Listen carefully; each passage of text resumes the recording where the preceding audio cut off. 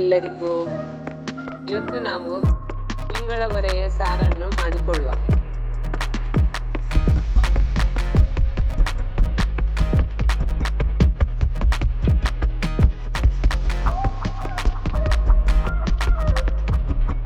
ಇದು ಕೊಂಕಣಿಯವರಿಗೆ ತುಂಬಾ ಇಷ್ಟವಾದ ಸಾರು ಆಗಿದೆ.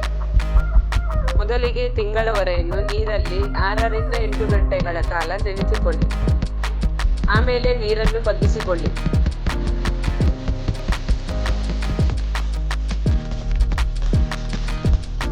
ಒಂದು ಕುಕ್ಕರಲ್ಲಿ ನೆನೆಸಿದ ತಿಂಗಳವರೆಯನ್ನು ಹಾಕಿ ಬೇಯಿಸಲಿಕ್ಕೆ ಬೇಕಾದಷ್ಟು ನೀರನ್ನು ಹಾಕಿಕೊಂಡು 40 ನಿಮಿಷ ಬೇಯಿಸಿಕೊಳ್ಳಿ.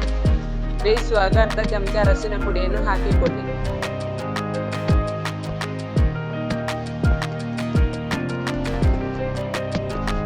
ಬೆಂದ ಮೇಲೆ ಒಂದು ಮಡಿಕೆಗೆ 2 ಗ್ಲಾಸ್ ನೀರು ಹಾಕಿ ರುಚಿಗೆ ಉಪ್ಪನ್ನು ಹಾಕಿಕೊಂಡು ಬೇಯಿಸಿದ ತಿಂಗಳವರೆಯನ್ನು ಹಾಕಿ ಚೆನ್ನಾಗಿ ಕುದಿಸಿಕೊಳ್ಳಿ.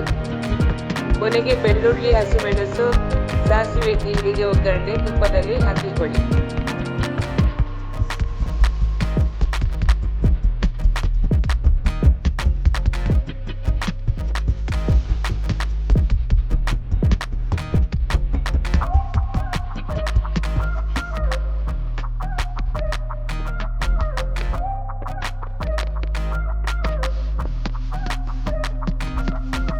ರುಚಿಯಾದ ತಿಂಗಳವರೆ ಸಾರು ರೆಡಿ ಆಯಿತು.